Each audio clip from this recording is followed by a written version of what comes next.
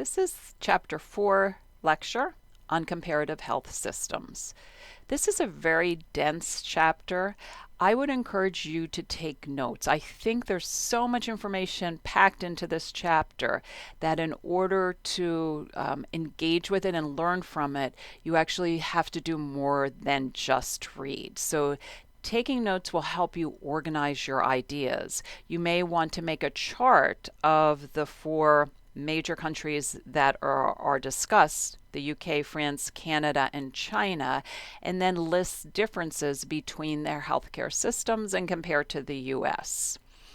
We know we have the most expensive healthcare system in the world. Besides that, it doesn't cover all Americans. Millions don't have health insurance. There are large inequities even beyond access regarding quality of care, and our costs are far in excess of any other comparable country.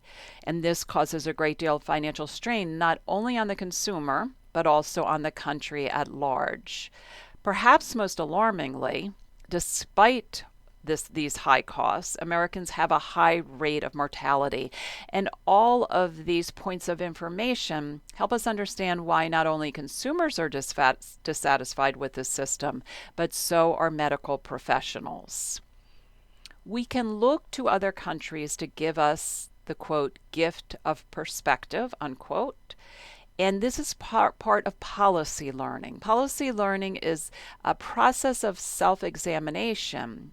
And as part of that self-examination, comparing to other countries and their systems is very valuable. Not so far as necessarily transferring their ideas or techniques directly, but adapting some of their ideas so that they work in this country. Your textbook looks abroad to countries like China, the UK, Canada, France, other BRIC nations, and helps us learn from those systems. The National Health Service systems, begun by Lord Beveridge, are found in a number of countries.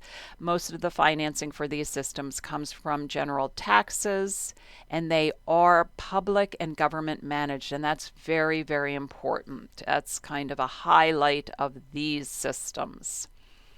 The National Health Insurance Systems, devised by Bismarck, the model, found in several other countries, financing from payroll taxes, but there are variations in financing and the organization of these systems. And finally, private and market-based systems such as the US and Switzerland.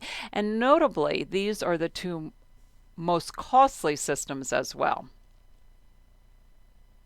The provision of health services comes through public, private, and private not-for-profit and private for-profit groups. And the financing, there's a couple of different options here, okay, through our tax system, through a payroll tax, premiums to insurers that the consumer or, of course, the employer helps pay for as well, and out-of-pocket payments. The NHI, National Health Insurance Systems, use governments to organize these insurance programs. And then NHS, National Health Service Systems, rely on income taxes and general revenues. The NHS and NHI systems are compared to programs within the United States as well. So this is interesting. We sometimes hear people saying very negative things about some of these so-called socialized medicine systems, but we have social insurance for older adults. That's Medicare. We have social welfare for low-income people. That's Medicaid.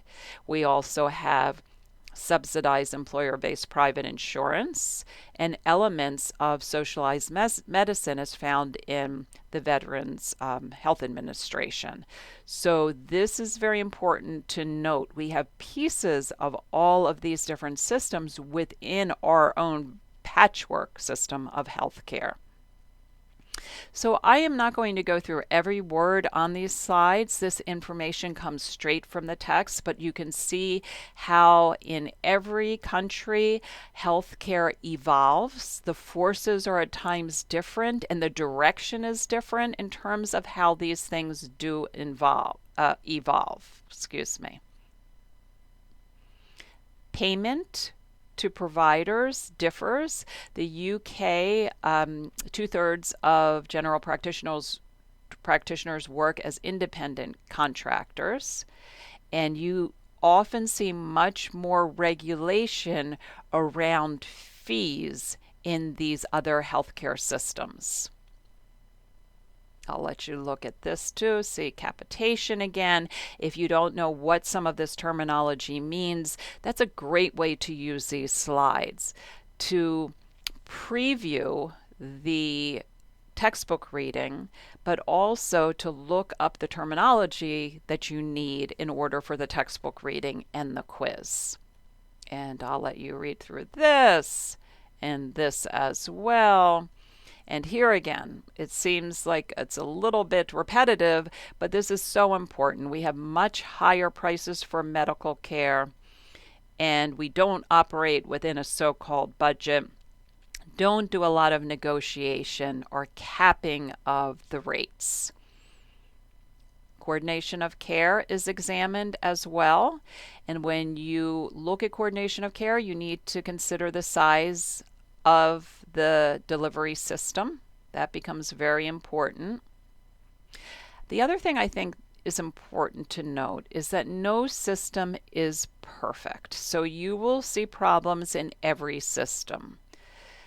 But you need to be open-minded when you make comparisons and put aside what you've heard before about other healthcare systems having extremely long wait times and really dig in and get to the root of that. Is that true? Is that exaggerated? Do we not have wait times in this country? So this is an evidence-based course and you need to look for the evidence. Workforce and information technology is very, very important. One of the topics we'll discuss in this class is the importance in primary care providers when trying to bend the cost curve. And we have mostly specialists and a lower percentage of generalists compared to other countries. And that does contribute to our higher costs as well. So how does this all fit together?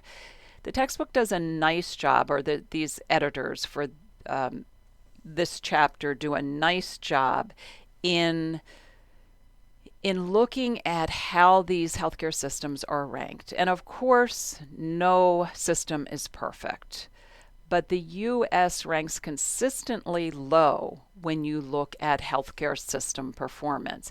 And that's important. There are concerns about access. There are concerns about costs. There are concerns about quality as well. And when we look at our expenditures as a share of our GDP, okay, the gross domestic product, all goods and services, we see that the United States has much higher trajectory and also, absolute numbers here. So we're well above other countries. We're spending a lot on healthcare and not getting as much as we would like in return. So the lessons to conclude are that if the goal is universal health coverage, we need legislation on that.